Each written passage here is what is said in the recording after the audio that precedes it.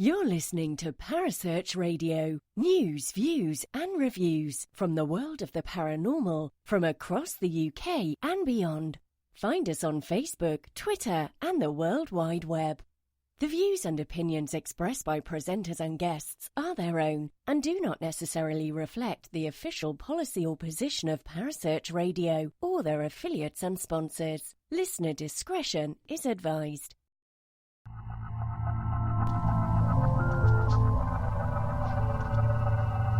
Welcome to Haunted Histories with your host Penny G. Morgan, right here on Parasearch UK Radio.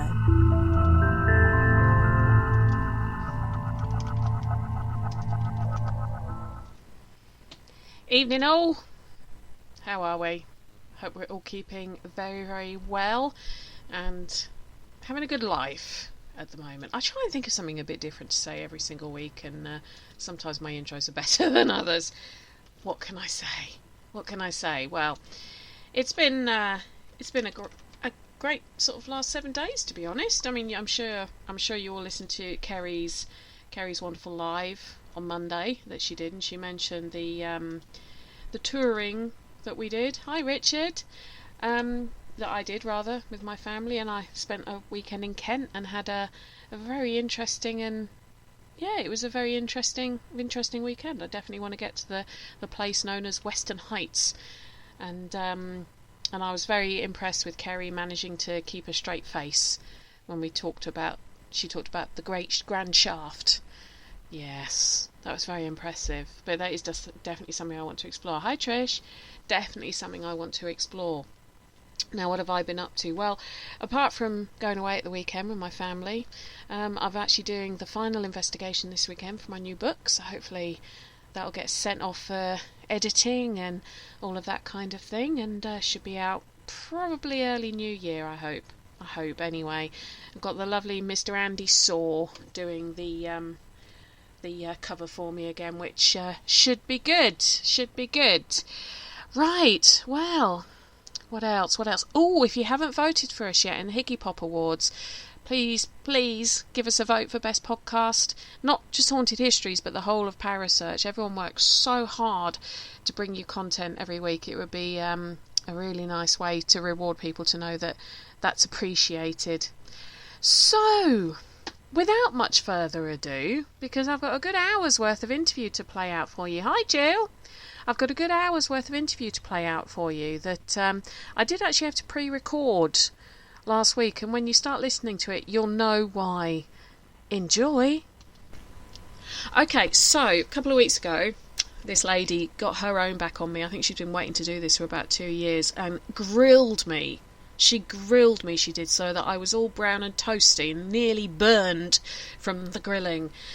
All about me, and I think she was quite surprised how easily I could talk about me, because I don't normally talk about me, but regardless of what people think, I actually don't particularly enjoy talking about me. I like talking to people about stuff, but I've got my own back on her because it's actually her birthday today, and I'm going to sing a happy birthday before the end of this show, just to really mortify her, that I'm going to sing to her over the air. It is the Parasearch evil queen herself. It's the Greenaway. You're right, Kel. Well, that was an intro, wasn't it? And please don't sing Happy Birthday to me. We're trying to forget this one, remember? Happy birthday to you. Happy birthday to you. Happy birthday, dear Kerry. Like, so cringy. Happy birthday to you. Thank you. Don't take stuff like this well, as you know. Well, it's a spotlight on you. You don't really like it. You're the same as me. You prefer to be in the background doing the interviewing as opposed to being in the forefront answering the questions. Mm-hmm. Exactly. Mm-hmm. Exactly. I must admit, you are worse than I am, I think, for doing that. No, I don't know. I think we're both as bad as each other. Yeah. It is a weird feeling, though, when the roles get reversed and you're the one being interviewed as opposed to being the interviewer. Yeah. It's a really strange phenomena, that is, when it's flipped and you're thinking, but I don't know anything, but you know so much. Do you know what I mean? It's like, it's a really weird thing. And I think sometimes it's down to control, isn't it? You're in control when you're the one doing the interview and stuff like that. But anyway, but thank you for my singing, or your singing. Thank you. You're very welcome. I was trying to channel my best Marilyn Monroe doing that, but I'm a bit croaky, so it didn't quite work. But hopefully it wasn't too badly out of tune, and no mirrors and glasses or anything like that are broken if anyone was listening. And notice we're not saying how many years young you are either. I'm only 21, remember? Oh, I thought you were 22 this year. No, I'm sticking at 21. Oh, right, okay. And have done for quite a long time. Thank you for not highlighting my many, many years on this planet. Like you look it as well. Come off it. You're like Keanu Reeves. You've got a portrait of yourself up in the attic that's ageing while you don't. So some of you will know that Kerry said recently that 2020 is going to be her year for getting back out there again.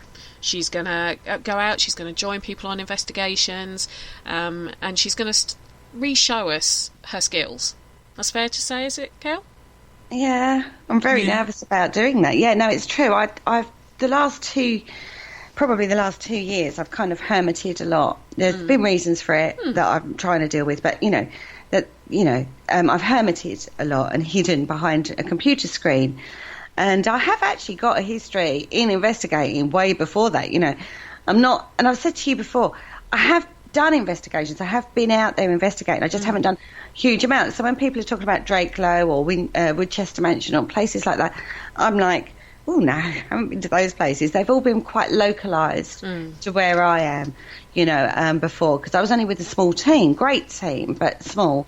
And cost becomes a factor then as to where you can go and travelling and staying and stuff like that. So we stayed quite local. But what we did get some amazing results, absolutely fantastic results. The thing is, I think I'm lucky in that I can drive, I've got a car, so if I want to go further afield I can. But for those people who haven't or feel that they're restricted or whatever, there is so much you can do on your doorstep. You just have to look for it. I agree. The more I've been sort of looking into our county, because we're both Essex girls, looking into our county of Essex, there is so much here that's untouched. That you could, say for example doing the Kersal that I did earlier this year. That I don't know if that had ever been investigated, or if it hadn't. It hadn't been for a very, very long time. You've got things in Southend, like where the Pritterwell, where the military site was. All right, it's a housing estate now, but there's still some of the original buildings there. You've got all the stuff in places like Finchingfield, and all the others that, say, Fright Nights Essex are now discovering to focus on Essex as a place. You've got where Matthew Hopkins was meant to have, the pub hotel he's meant to have owned in Coggeshall, isn't it? Is it Coggeshall?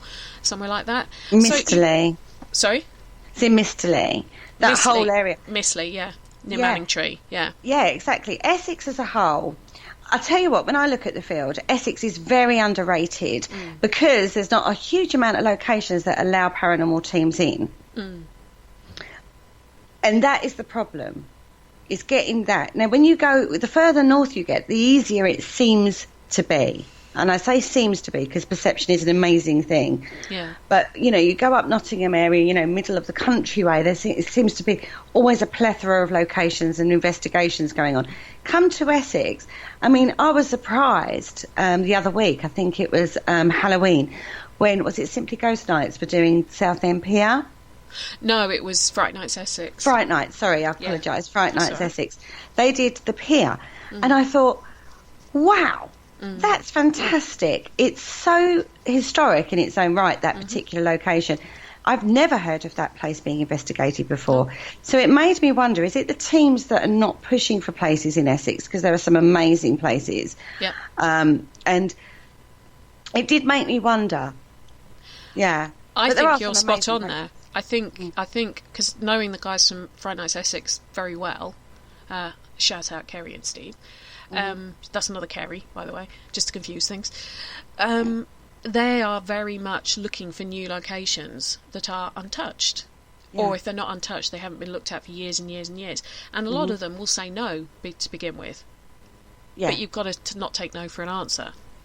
I'm pretty sure with the pier it took them 3 or 4 attempts for them to agree to it, and now they're happy for them to do more because it brilliant.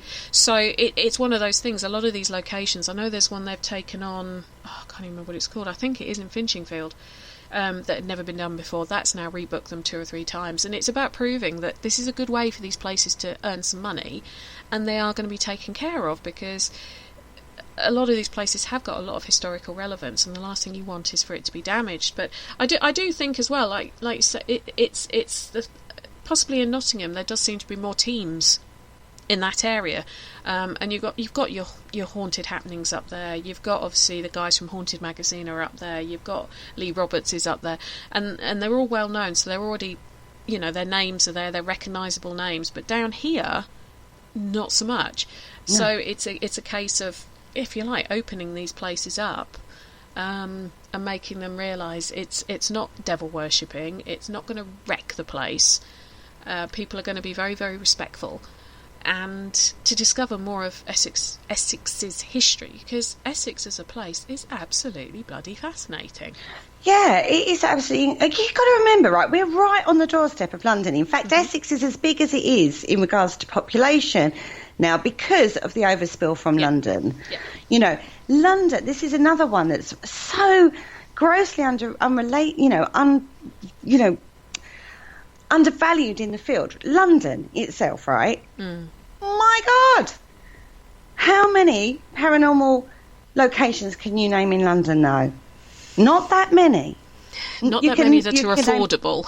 Exactly. You can haunted places. You can go on ghost walks galore. You can go to the places that are supposed to be haunted.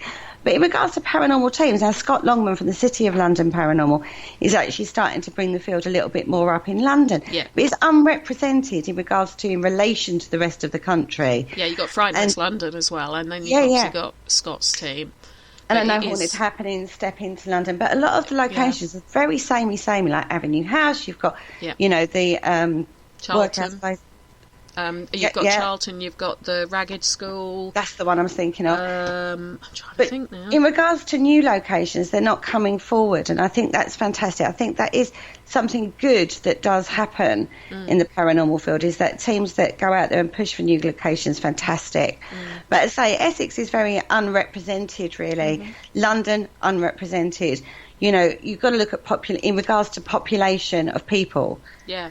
When you go down, the south coast towards Cornwall and Devon, you've got some amazing locations, but the amount of people working it is smaller, but everyone wants to go to those locations. It's fantastic on our doorsteps. So I've done a lot more localised investigations, ones a small team could afford. And I will give a shout out here, Kerry Ann Carter. She used to do some amazing work in finding some of unknown, unapproached locations that we got into at the time, or ones that were not easy to get into. She was fantastic at that. And that's really where I started investigating, was with her. Well, one of the first locations you and I ever talked about, and this was back when we were young, when I first started, was Harwich, the Redoubt at Harwich, and it's one of the first ones you ever mentioned to me. Before my first book was even a twinkle in my eye, you mentioned this one, and I'd done Langard Fort quite early on and fallen in love with Langard, and I knew, and Langard is just on the other side of the estuary to Harwich, and I'd seen Harwich on various TV programmes. I know the Ghost Chasers guys did one there, and a few other teams that have been on telly have done Harwich Redoubt, and it is very much Langard's little brother from a size perspective, from what it was used for, from its history and everything else. But it was one of the first ones you mentioned, and I do remember you saying to me, if you ever get a chance to go in there, because it is fascinating. And the chance arose, I've been there a couple of times now, but I think it was earlier this year the chance arose. What was your first impression of Harwich when you first went there? Or describe to me your first ever visit there. Go on, rack your brain. Underwhelmed, I think, because when you first approach it doesn't look much. It's a little bit Landguard Fort. You approach it and it's just like with Harwich you've got like a drawbridge that you cross over onto it, but it's very underwhelming when you first see it. You think, oh, right. And then you get into it and then you go, wow, I can work with this. Bearing in mind I work very spiritually in the field, so I'm looking for energy field, I'm feeling energy field, stuff like that. So my first impression as a visual was quite underwhelmed, and then I walked into it and I was like, brilliant, I can work with this. Do you know what I mean? This is fantastic. I love it, actually. I really like that location. It's got a real place in my heart. It's when I first started investigating, I was able to work in the way I work in the field, and that location makes it very easy because it's round. Mm-hmm. It's like a natural circle for me in how I work. And it's just... I can't explain it. I felt the same when I went to Landguard, actually. I felt, again, that's sort of a circle within circle. And it's just, I think it's because it's the shape it is. Mm-hmm. When you step into it, it encompasses you. It envelops you. Yes, that's the word. And that's my first impressions of it. Was fantastic. It is brilliant. It's a brilliant location, but acoustically, it's a nightmare. Well, just a little bit of history on the Redoubt before anyone. Now, firstly, anyone who knows me will know that if I hear you calling it Harwich Redoubt Fort, I'm going to yell at you. Redoubt is a type of fort, which is why it's the fort at Harwich or Harwich Redoubt. Or, and Kerry knows this, and a few other people who know me know that if I hear them calling it a redoubt fort, although there is a place called the Redoubt Fort, but Harwich Redoubt basically means, and I'm consulting the Collins Dictionary for this, a redoubt is a place or situation in which someone feels safe because they know that nobody can attack them or spoil their peace. Basically a fort, a type of fortification. Now, one of the things, and I'm sure you know this, Kerry, one of the reasons that the Redoubt was built at Harwich was to do with all the Napoleonic Wars and all that kind of thing. And it was actually built as the sort of support centre, servicing fort, whatever you like to call it, for all the different Martello towers that are dotted around the south coast. Mm-hmm. The Martello towers actually come from the Torre della Mortella in Corsica. There you go. Back when I think it was 1794, the British forces spent 2 unsuccessful days trying to break into one of these towers. And I've seen the towers in parts of Spain as well. They were quite well used because they're almost impenetrable. Because the circular side of it, you've got no square sides, you've got no corners. You can... And the brick, the stonework is so thick, you just can't breach it. And so it was actually the sort of, I suppose you could say, the War Committee, the then British War Committee, thought this would be a good idea. Let's put these all along our coast. But those ones would only have 15 or 25 men in each, so you needed somewhere where a big group of men could be based, and that's why you'll find these sort of smaller, what I'd call small forts, dotted along the coastline as well. And they would hold about 250 men plus 6 to 10 officers each, and they would be there as support centres and a larger fort should an invasion ever occur. They finished construction on Harwich in 1809, and it was already combat ready by 1810. So when you compare it to Landguard, which has had a fort there since Henry VIII's time, it's very much the younger brother of Landguard. One of the common historical facts, I don't know if you've heard this one, Kerry, that you hear, I have heard recounted, and I've read in various paranormal groups blurb about Harwich when they're trying to advertise it for people to come and visit, is that it was actually built by French prisoners of war. Mm-hmm. Have you heard that one? Yeah, I have heard that one. I don't know the accuracy of that. Well, you know, I'm sure you know. Well, I've got a good idea. I don't know definitely, but you know, with me, when I start to research something, I kind of try and leave no stone unturned. Yeah. And even if I find a tiny piece of shingle that's unturned, I will beat myself up until I've overturned it to check there's nothing underneath. That's kind of what I did in this case. I think I spent 3 days trying to find out the facts about whether it was built by French POWs. I went through every single government report I could from the era, every single newspaper, I even spoke to the local historian, who is the historian for Harwich, and he said he's heard that too, and he can find absolutely no validation to it. Neither could I. All I could find that was anywhere near that was that there was a prisoner of war hulk, you know, the ships, that was being held near Ipswich on the Orwell, which is probably about 5 miles or so from Harwich. That was the nearest I could find to there being French POWs in the vicinity at the time. But I also discovered that, and the historian at Harwich validated this, was that they very rarely used a lot of the people, these forts and everything, including the Martello Towers, were actually subcontracted out to construction firms who would vie for the business. And it was actually a civilian called Frost who constructed Harwich. I think it cost something like £52,000 at that time, so quite a lot of money. And all the labour was using people like the Royal Engineers, the art from Colchester, and Ipswich, I believe they were stationed at as well, local militia and private staff. It doesn't mention anywhere in all the transcripts that they used POWs. Oh. And he doesn't believe they would have done. The only thing he can think they might have used them for is the digging out of the foundations. But there is no sort of confirmation of it. There's nothing to say that they wouldn't have been held there in the cells at some point, but then again, there's only 3 cells, so there wouldn't have been much room for them.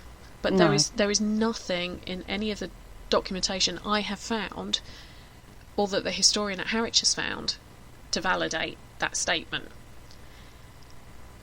So anyone who thinks that's true and knows it definitely is, please let me know, because I haven't found anything, and I'm pretty thorough when I start going through things, and I've tried every single avenue I can, even going to the records offices and looking for personal accounts of the area at the time and all that kind of thing. So so when you were there, did you ever pick up on any French influences? No? I didn't actually. No, I didn't. And what we got when we were there wasn't particularly nationality, if that makes sense. It all seemed very English, considering the history. You know what I mean? It's just, it's a strange place. I mean, there's a few. I do find it very interesting as to what people pick up, if it's based on the knowledge that they got or their research that they did before they went, or the blurb, as you say, they've read, you know, like the short blog or something on it. They've read that, and then maybe what they then get when they're there relates to what they read. I find that very interesting. Yeah. Well, that's one of the reasons why people say they don't want to look up the history before they go to a place, because they don't want to be influenced. But I don't think you can help it sometimes in this industry, though, because, like, I mean, for us, we know it's incredibly difficult to go in without knowing something about either the era, the historical. It's impossible time, for me. You know, even the location. You'd have picked up tidbits across the way. Yep. Having spoken to somebody, you might not even remember the conversation, but it's there in your head. You know, the psychological cues that are given when you're at a location. I think that's very underestimated in the field. I think it's so difficult. It's one of the most incredibly difficult things going. I mean, for example, there's a room in the fort that has a lot of World War memorabilia in it. Yep. A lot of people pick up World War links to it. You know what I mean? is that a psychological thing because you've got that room with all of it? I don't know, but I just know for when I went, I wasn't researched like I am now. It was my very first sort of like investigations. One of the very first investigations I did was there. So I wasn't looking for things, like I weren't looking for psychological cues, and I wasn't thinking of anything else. I deliberately don't research the history if I'm going to a location because I work spiritually, so it will discount everything that I could possibly come up with. So I don't research, but the team's talked about it. We're going to Harwich Redoubt. Do you know what I mean? That's where we're going. Oh, where is it? Blah, blah, blah, blah, blah. And having lived through the natural education system that we have, even if you don't know the place you're going to, you'll know a little bit about the history of it. So those psychological triggers bring forward a lot of thoughts from all sorts of places that you've been and done. So as I say, going back, I was so naive, I suppose, in regards to paranormal research and stuff like that. But some of the experiences we had were very, very strong in that place. And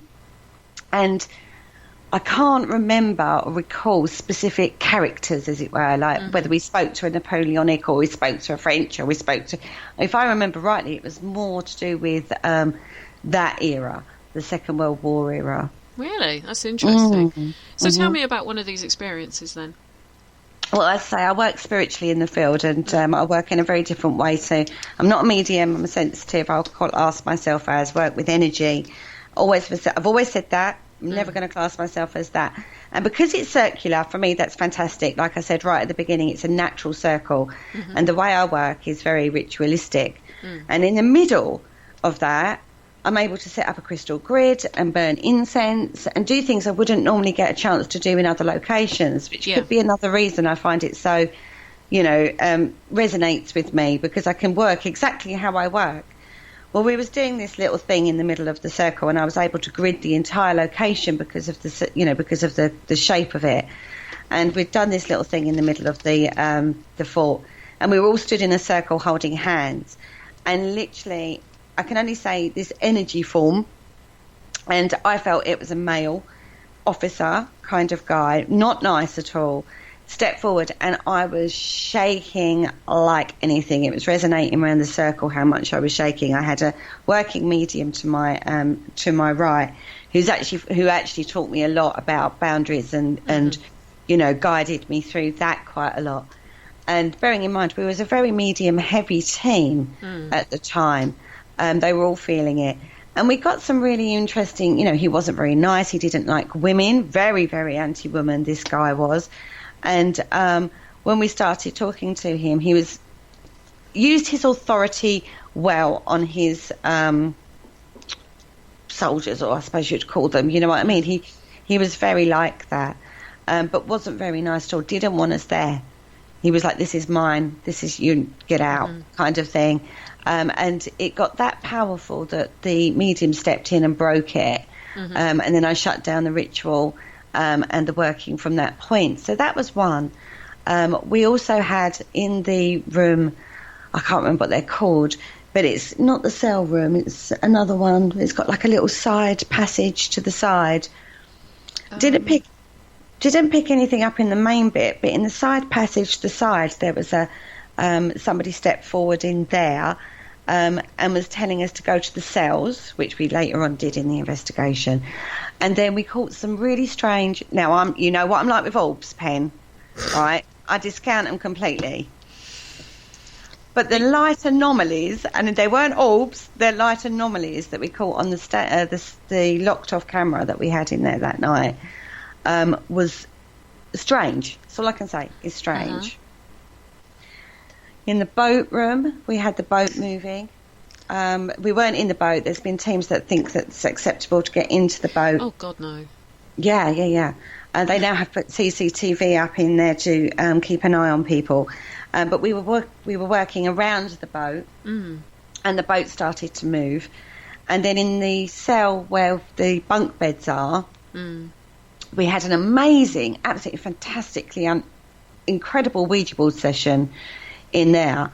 And that was coming out with help me, I'm bleeding, all sorts of things like that. It was really incredibly, but that was in a bunk room. And I'm sitting there thinking, see, I do have a logical head as well, and I'm thinking, why would that be happening in that room? You'd think it would be happening in like the hospital wing or something. Do you know what I mean? But things would have been moved around since where they have the displays on now, and the things they had above. I have been told by the historian things have been moved. Like they've changed the layout, and it did change over the sort of the 150 years that it was a fort, because it changed to need. So it could have been that, and I mean, there's no real reason, because it never saw active duty, for anyone to have been actually injured in the line of duty there, because I think the hospital room. But then again, you could have had an accident on a drill. You could have had an accident. Not with a drill, but on a drill. You know, they were dealing with some pretty hefty weaponry at their time, and I do know during World War I and World War II, I believe, Harwich was attacked. So it could just be they just got them into a bed and did the best they could. Yeah. It is an incredibly... I found it, personally. We had some incredible... experiences. Yeah. You know, and every part of it as well. It's not like it's located into one specific area. People go, oh, we've got to do the cell room. Any of those rooms I found was, you know, at various times active, even the stairwells. Not so much the top layer. We didn't ever get much up on the top layer, but down the bottom, you know, where all the rooms are, we did get a lot of stuff. I say there is a tale. A little funny story for you, because it's also a place you can have some fun in. Oh, yeah. There are 2 stairwells, and on one of the stairwells it's alleged that at midnight every night you can hear somebody running up and down the stairs, and the lights will go on and off. Right? Okay. Now, there are 2 stairwells, so we split the team into 2, because we weren't sure which stairwell it was. So we covered it, and we all stood there, and we've got people at the top, people at the bottom, and in this occasion I was in the middle of the stairwell. Now, the lights going on and off was happening, but they're on a sensor. Mm-hmm. So anytime anybody moved, the lights went on and off. So you can imagine, we straight away we go, right, okay, can't really talk about that one because of how it's set up now with the light sensor. So we don't know if the lights are going to go on or off, because it only takes someone to move and they will go on. Yeah. So anyway, I'm still on this stairwell. We're waiting for the strike of midnight. And on the build up to that, because you're setting yourself up a good 5-10 minutes beforehand, so you settle down. And every time the lights went on, I was in a different position on this stairwell. Okay. So everybody at the bottom is looking up and they're seeing me in these different positions every time the lights go on. And yeah, so anyway, but we didn't hear footsteps, and neither did the other team at midnight. But it'd be interesting to know, again, that's like one of those ghost stories that we got told before we went. So we tried to be on there while the action happens, but on that particular night it didn't. So that's all. I must admit, those staircases, yeah, I didn't hear footsteps or anything on them, but a couple of times when I was going up the staircase, I thought I saw something move at the top before I went up it. But that could just have been, like you say, a throwing of the light, and this was at night, it was dark. The light anomalies, yeah, I'm not a big fan of orbs, but I do maintain that 99.9% of orbs are nature. That 0.01% that you've got to accept it. You know, it could be if you can't explain it could be. And I saw a light anomaly in broad daylight in the cells behind. I don't know what it was like when you were there, but there's a cell door that almost looks like it's smashed into the wall. It doesn't actually open up into a cell, and I saw a bright light flicker from behind where the bars are and drop down in broad daylight. There was no artificial light being created, so I can kind of see that. But I found the cells as the least active in that place, funnily enough. And say, I find it quite bad that people would have got into that boat. I think that's incredibly disrespectful. I don't particularly like the boat room. It gives me a bad feeling. It's the little room off the side of it that's got what looks like it's not a buoy, but it looks like an old-fashioned buoy in it, this little side room. Yeah. I've gone in there and felt physically seasick. I walked in there and thought I'm swaying, and actually had to get out because I thought I was going to fall over. I felt sick, like seasick. It was very, very... That was weird. That was a weird sort of... It did feel like... So whether any of the timbers there could have come from a boat, could have been repurposed. or something. I don't know. It's as you say, it's unusual. Now, you mentioned gridding. Mm-hmm. You mentioned that you set a grid up in the sort of the parade, what would have been the parade ground. Without sort of, I know it's probably going to be a difficult question to answer. What exactly is the purpose of gridding? What do you do?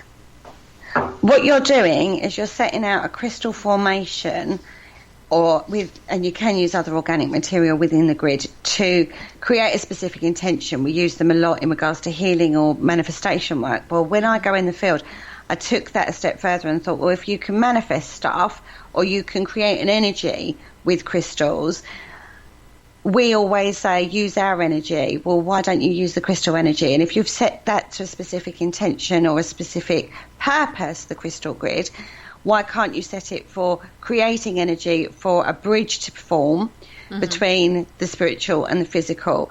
And if that's possible, then they should be able, that should, by spiritual beliefs, be able to power quite a good connection.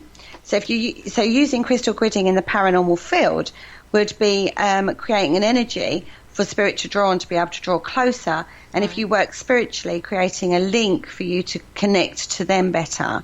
So that was the premise that I used crystal gridding in the field for. And do you use one type of crystal, or is there sort of different ones that you use in different sort of positions, if that makes sense, to kind of amplify it? Yeah, the actual crystals I use, this is when I say I take my crystal kit, and it'll be a variety of crystals. Right. And one thing I will do before I go on an investigation is look at pictures of the location to work out maybe what will feel best in that location. Again, this is one of those airy-fairy terms of, I felt it. Yeah. You know what I mean? I'm not saying I'm remote viewing it, but I'm trying to get an energy link with the location to pick out the right crystals that will have the resonance for that location. And I have quite an extensive stock of crystals that I can draw on. And I will tailor my crystal kit, as it were, for the location that I'm going to. Yeah. I can't actually remember what crystals I used at this particular fall, in all honesty. It was quite a few years ago. Sure. But I would have done that work. And now I've got quite a good base of what crystals will work in various locations, you know, having worked it quite a few times now. Yeah. But I will tailor it sometimes to the location. And it's all about how you feel. Again, it's very airy-fairy. I can't back it up scientifically. We did a night there with this technique and doing the bits I do in the incense and all that. And we had a really active night. Mm-hmm. Now, Kerry Ann's very critical-minded. She'll go, right, okay, well, that was fantastic. We had a brilliant night. Would we get such a great night if you weren't doing that? Yeah, that's exactly what I was going through my mind. It's a question I have with a lot of things. Like when I've used trigger work, it's like, would I have had the same reaction if I hadn't used the trigger? Because you can't replicate it. It's not like a scientific experiment that you can necessarily create exactly the same, because it's so unknown. Yeah. Exactly, and that's what makes it so difficult, because you can't recreate it every single time. I can't create the same energy signature every single time. Even if I did exactly the same grid, it would have a different energy signature, because you evolve with emotion and situations evolve, and universal energy, as you know, constantly changes. Now, these are all airy-fairy terms. They're not backed up scientifically. They're not recognised in the scientific field particularly. Yeah, it's been researched in regards to healing, but in regards to affecting your environment, it's one of those, it's like, does magic work? You know what I mean? It's one of those words. It's like, does it work? It seems to, but you can't back it up. You know, but we did go back. I say I've done this location 2 or 3 times, and when we went back the second time, we was like, right, we're going to just do a pure investigation tech night without any of the crystals, working mediumistically, which, you know, so we're trying to keep shut down and stuff like that. And we still had interesting results. So it is an incredibly interesting location. We didn't get as much. I would say a lot less on the night we didn't work in that way, and on the night that we did work that way, it was, you know, incredible. But how many times have we said you can go into a location one night and it be dead as a doornail, the next time you go and it's off the scale? Was it to do with the crystals and the work I did and the other mediums being there as well, or was it just pure fluke that just happened on that night? I don't know. No. You know, it's one of those ones that I can't equate. It's an ongoing project. You know, when I go investigating, I've said this from the very beginning, I'm not a tech girl. It doesn't really interest me. But working those methods and then other people working that, it would be interesting to see if that thing, the only way I'm going to do that is by getting out in the field more and embracing that spiritual side, because again, the spiritual side of me, I have shut down for a couple of years. But it's time to start maybe pushing that forward again and working in the way that maybe I should have stayed working as. I think Harwich, though, I mean, a lot of the feedback I get from other people who visited it is you can go one night and, like you say, it's as dead as a dodo, and then another night it's activity central, and having been there a few times, even done some experiments there during the day I had more activity than I had when I'd gone there at 12 o'clock at night. So, and it's like, is it because of a different energy? Is it because something, you know, all the stars have aligned or whatever? You don't know, because nobody knows the answers. Now, one of the interesting things I think about this area, Harwich in general, and across the river at Landguard as well. Landguard, next to Landguard, I know this isn't a show about Landguard, but the two are kind of almost interlinked, because they were part of the same whole defensive arm, if you like. Next to Landguard, you had the Royal Naval Air Station of Felixstowe. And one of the things I wanted to find out was, I knew the Zeppelins had come in World War One. I knew the Zeppelins had come in over that part of the coast more than once. Quite an easy flight for them from Germany to come, in effect, straight over the North Sea as it is. But couldn't find any local articles of bombings in Harwich, and I would have thought with two forts and a naval air station they would have been targeted. And obviously the Zeppelins, their accuracy wasn't as good as they became in World War II, and nowhere near as good as accuracy as you've got now. But interesting enough, I couldn't find any local articles about bombings in Harwich. I ended up finding one. It was in Exeter, one of Exeter's newspapers, saying it was in the August of 1915, and the Zeppelins had dropped various incendiary and explosive devices and killed 6 and injured 23. 14 houses were seriously damaged, and this is in sort of the Harwich area. But then you've also got the propaganda thing, because I saw a copy of a telegram that from Berlin saying that explosives had been dropped on the harbour of Harwich, and yet there's no corresponding UK war records on this. So who's lying? You know, with the UK not wanting to say anything because they don't want the Germans to know that they've knocked out one of their major harbours, or was it the Germans were saying it to make themselves look good to their people? Don't know. 6 of one, half a dozen of the other.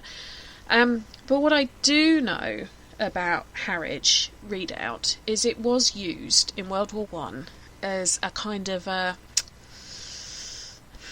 clearinghouse, shall we say, for conscientious objectors. Okay. And please tell me if this is boring, but I find it quite interesting. A lot of these conscies, as they were called, you had 2 types. You had the types who were happy to do stuff to do with the war, so driving the ambulances, working in the first aid posts, even making the weapons, but were not prepared to take up arms themselves. And then you had what they called the absolutists, who wanted absolutely nothing to do with it. They didn't want to be in any contributory role whatsoever. And whilst they did change the law a few years in to say that you could prove that it really was against your belief system and you weren't just, I hate to say it, a coward, it was very, very hard to do this. And a lot of them were getting arrested as soon as their conscription papers came through, and they were basically saying, no, I'm not doing it, I'm objecting. And they did imprison some of them at Harwich before sometimes moving them onto Landguard, and then they would ship them out to the front anyway, like sort of do or die, kill or be killed kind of mentality.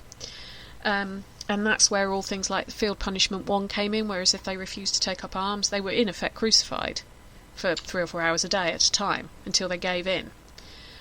And I do know, and I have found reports of quite a few of them who, it's in the official records, they were kept at the Redoubt in the cells there and made to scrub the floors in like -5-degree temperatures. Got given nothing but a piece of bread and a glass of water each day. They were put in those cells, sometimes 12 to a cell. Mm-hmm. And you know how small those cells are. If you can imagine 12 men shoved in there who've not been allowed to wash, who are trying to survive on a piece of bread and water, because they're made to be villains, because they refuse to fight. So I would have thought the energy from that would have been quite interesting. But then is it down to soul? It makes me wonder then, is it down to soul? They're conscientious objectors. They have strength of character and mind to stick by their principle. Very much so, very much so. Their belief is then that war is wrong, you shouldn't go killing people, that sort of thing, for whether it's political reasons or spiritual reasons, you don't kill. When they passed then, they're not sticking around. And would there be residual energy on that? Because that's not something I believe has been picked up, the conscientious objector side of things, in regards to what people experience. I know that's something I didn't experience when I was there. But what I wonder is I've picked up, and you've mentioned it as well, a couple of quite nasty officers, quite bullish officers. Now, some of the accounts I've read about how the conchies were treated. Yeah. You would need to be like that, wouldn't you, to be able to treat another human being in that way? Yeah. You know, it's fascinating. The other thing as well, which you mentioned before I get on to World War II, was the officer who didn't like women. Now, I do remember you telling me a story of the moat area, because I remember when I told you I was going to visit it, you said, go into the moat, and that's pretty much all you told me.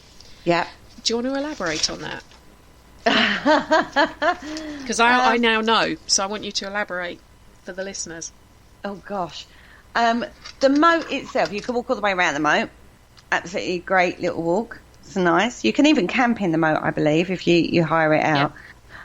So it's a great place to be. But there are specific places in there where you feel very disorientated. All of a sudden, you don't know where you're going, whether you're going backwards or forwards, or you know, it's very disorientating. But it only happens in a couple of places around there, and one is by the drawbridge, right before the drawbridge. On the normally the way people walk will be right. They'll come out the door that leads you into the moat and go right. So you go round it, and then you come up to the drawbridge from the backside, obviously, and it's there that you feel, just before there, you feel very disorientated. It's a very strange feeling, and that's all I can say. It's very disorientating. That's how it feels. It's very, throws you off energy-wise anyway.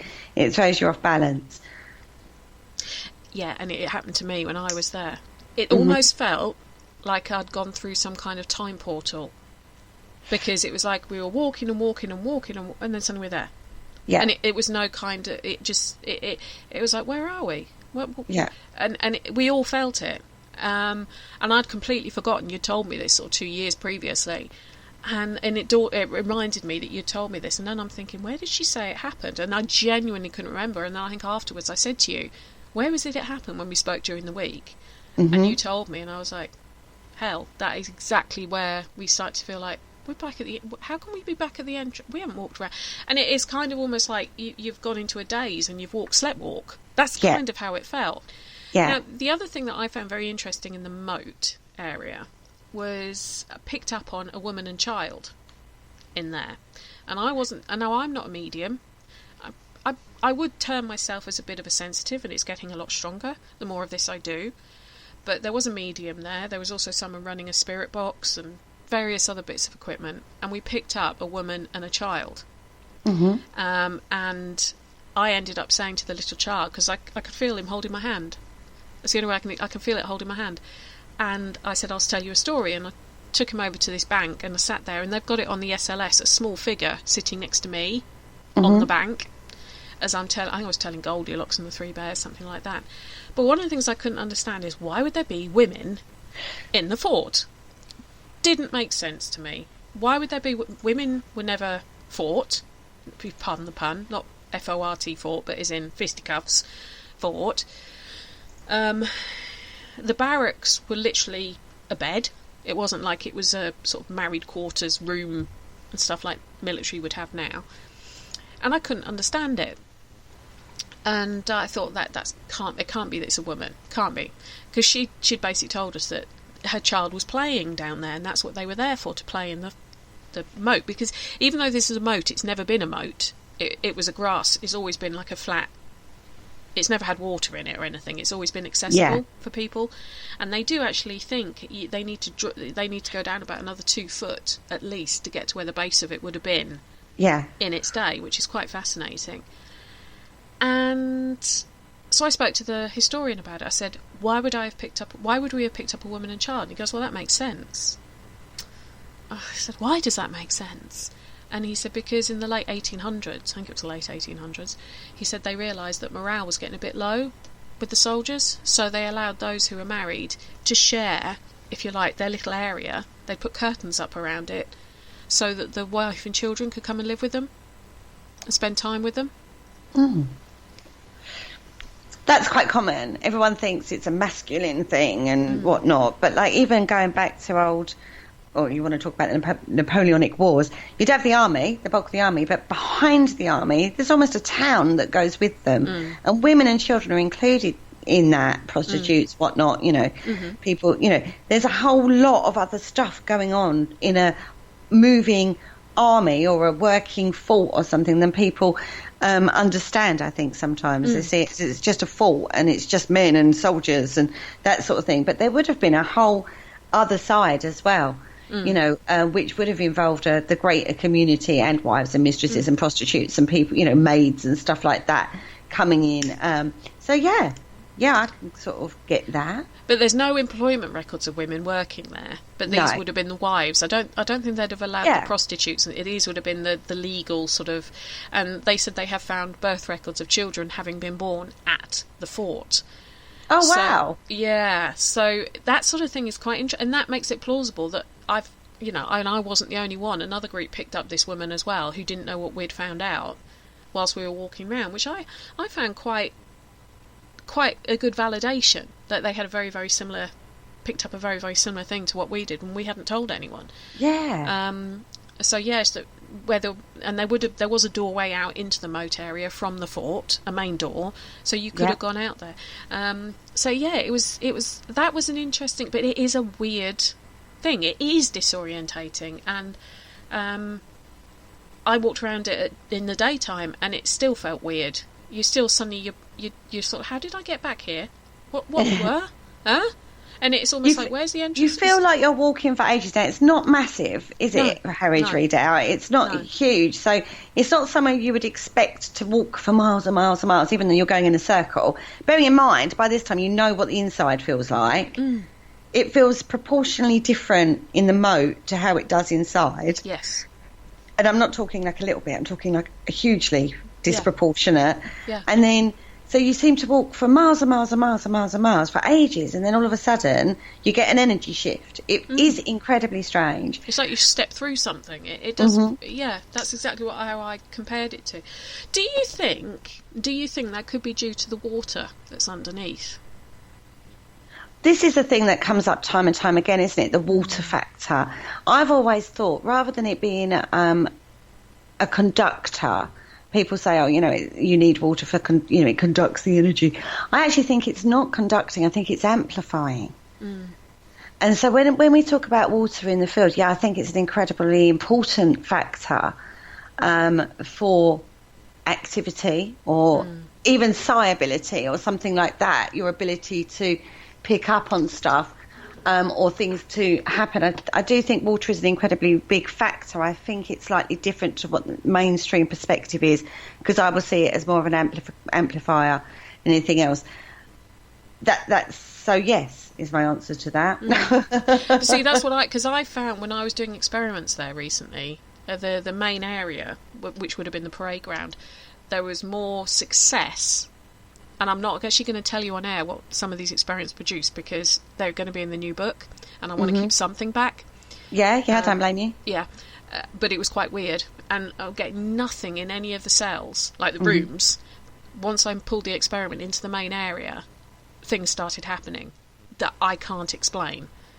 So, and some of the photos I've been sent to people who sort of responded to my plea of any accounts of Harwich, a lot of those have been in that central area as well. There is definitely something contained in there, and like you say, I wondered whether it's the fact it's a circle, so it's kind of siphoning it and amplifying it all at the same time, like a speaker, whether the water running underneath and the water that's around it acts as, whether it be a trap or whether it be a conduit or what, I don't know.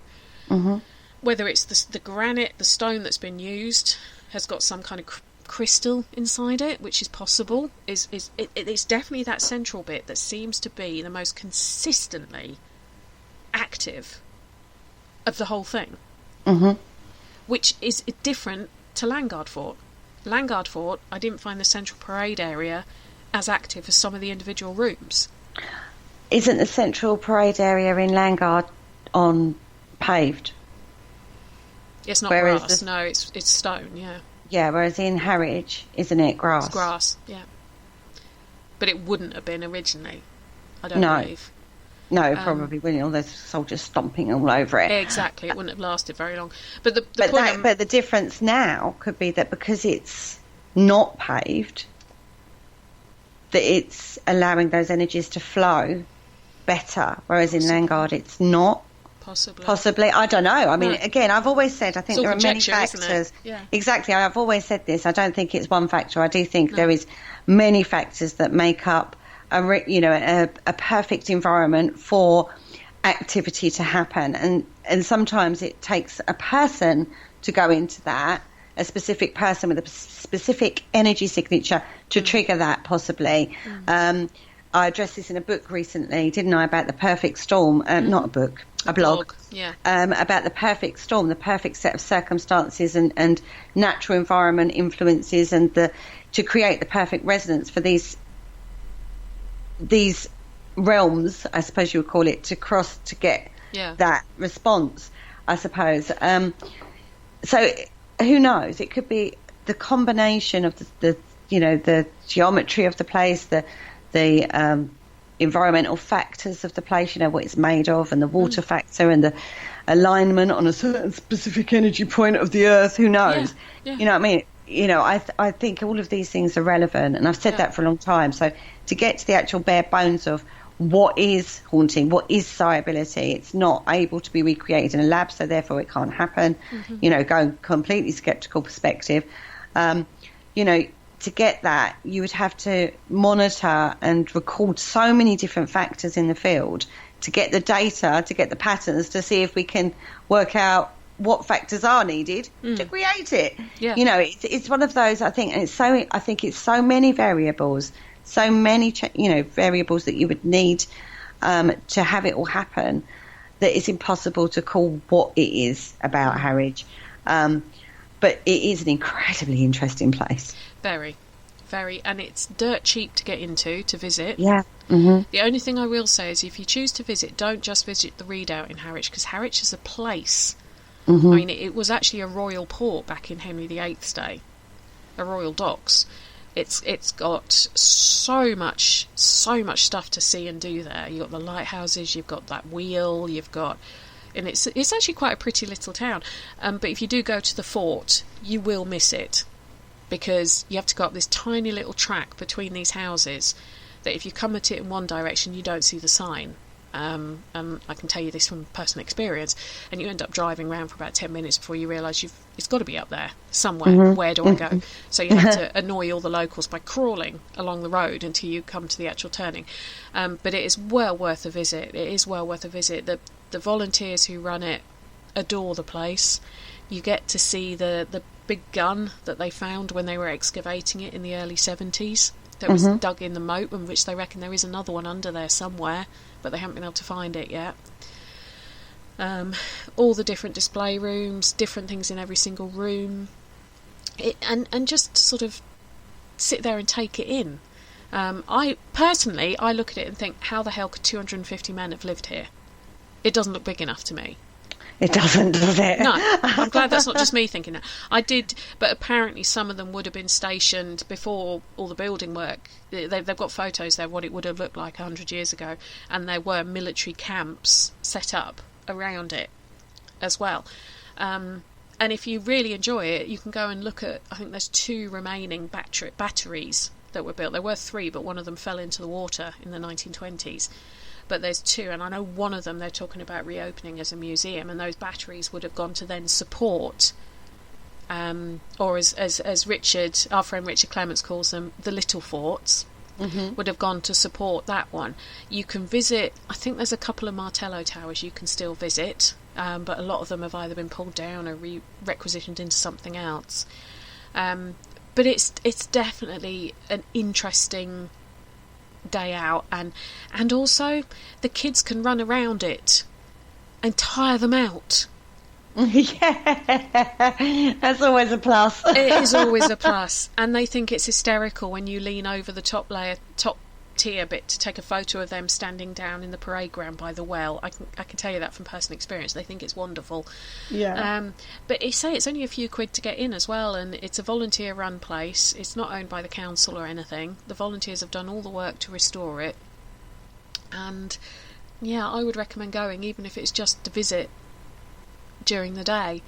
I haven't even mentioned what it was used for in World War II, so people will have to read my book to find that out. Yeah. I've got to get a plug in for it. Good plug. Well, thank you ever so much. That's our hour, Kerry. Blimey, that went quick. Always does though, don't it? It does. It's when you've got 2 professional speakers as well. It's the ideas just ping off. So what are you up to at the moment? Any new blogs on the horizon? Yeah, I'm doing the write-up for I might have done it by then, who knows. I don't know, I've got a few things on the go at the moment. I've got quite a bit of writing I need to get done, because I've got to be more disciplined, Penny, and I'm planning for next year, believe it or not. I normally fly by the seat of my pants, but I'm actually doing some planning. I thought I was the only one that planned 6 months in advance. Well, no, I've actually started for both sides. The young Padawan is learning. I know, right? For not just my paranormal side of things, not just Parasearch and that side of things, but also for my spiritual. Like I say, it's been a couple of years I've kept myself very quiet, and it's something I would like to do. Small steps. I'm not going to put too much pressure on myself, because you can burn and burn out that way. Definitely. But I've got plans for both sides of my normal thing. I'm starting to step back into things I have not done, like going out, like doing my spiritual work, that sort of thing. I'm stepping back more into that. So that is, sometimes you have to take a little while to find out what it is, because lots of things spark my passion, is the same for you. And it's very easy to get sidetracked down a different avenue and question everything that you've done before. And I'm actually coming back round to how I used to work and finding that is actually still just as relevant as the other stuff as well. And it's time I step back into a lot of things that I haven't done for a couple of years, and actually get out there and deal with that social anxiety once and for all. Well, like you say, small steps. You don't want to overload yourself, but you'll probably find you're welcome back outside with open arms. Well, we'll see. I'd like to see crystal gridding at work, because I've never seen it done, so I'll be sort of pestering you to come somewhere quiet with me and show me how to do it. I've even got somewhere in mind, actually. I just haven't told you about it yet. Yeah, it's only local as well, so you won't have to listen to my music for too long in the car. Carrie and I have very different music tastes. Yes, very different. Very different. Very different. Trying to convince me for years, haven't you, darling? What's that? You've been trying to convince me for years. What, to come out with me? No, on your musical taste. I have no problem with us having different musical tastes. You can still appreciate the music even if you don't particularly want to listen to it. But my rule is the driver gets to choose. So anyway, well, you've got your spirit and soul Facebook page, haven't you, that people can follow all your crystal work on? Yeah, Spirit and Soul Island on Facebook. Yeah. I've honed it down to pretty much just Facebook these days, but again, we'll see where that leads in the future. Maybe start expanding that out again, because a lot of my spiritual work I think is very underrated, and I'm good. I'm going to say it. I know I'm good. Good. What have we been telling you for the last 2 years? What do I say consistently when anyone says to me about Kerry? I said she underrates herself. But then again, you say that about me, so you know, same old sister. But yeah, obviously, and Kerry is one of our very, very valued presenters and the boss of Parasearch Radio, hence known as the Evil Queen. Mm-hmm. So you can always catch her on Parasearch, and make sure you listen to our Christmas special show we're going to be doing in a few weeks. It might get a bit raucous, I think. If it's anything like the last few years. Yeah, I'm already getting the tissues ready. I thought you were also going to say I'm already stocking up on the wine ready. Anyway, so that's been the wonderful Kerry Greenaway talking about her experiences at Harwich, working in a way that I think a lot of people probably aren't that familiar with, so which is why I was trying to grill her for a little bit more information for you. Catch Kerry on her weekly Paranormal Concept show and also the Dark Mirror show if you want to listen to her, and she can always be reached through the Parasearch. Just drop her a line and I'm sure she'll be able to answer any of your questions, and I've got her muted now so she can't say anything. Ha ha! Anyway, that's been me. Next week I should be talking about the German underground hospital in Guernsey, which is going to be an interesting one. Really play to my World War II interests, I suppose you could say. But on that note, don't forget, if you've missed any of our shows, don't need to worry. You can go and catch them all on Spreaker and on YouTube. Just make sure you click like, share and subscribe. And on that note, have a good evening, sleep tight, and don't worry too much about things that go bump in the night. Thank you for listening. Don't forget to join us for more shows throughout the week. Find us on Facebook, Twitter and the World Wide Web to keep up to date with all the shows right here on Parasearch Radio.